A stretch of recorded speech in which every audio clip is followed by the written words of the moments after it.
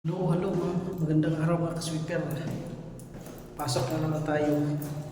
Meron tayong panggabi. Malayo yung biyahe natin mga ka-sweeper.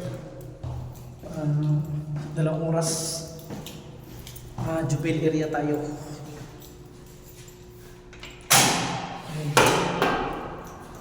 Jubel area tayo mga ka-sweeper. Ito yung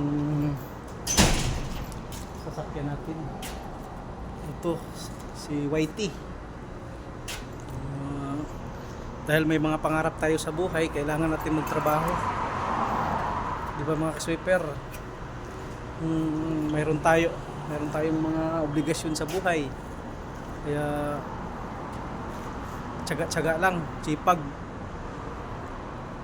Hindi tayo maniniwala sa mga taong humihila sa atin pababa. Dapat kailangan masipag tayo sa buhay para makakamit natin yung mga pangarap natin. Okay.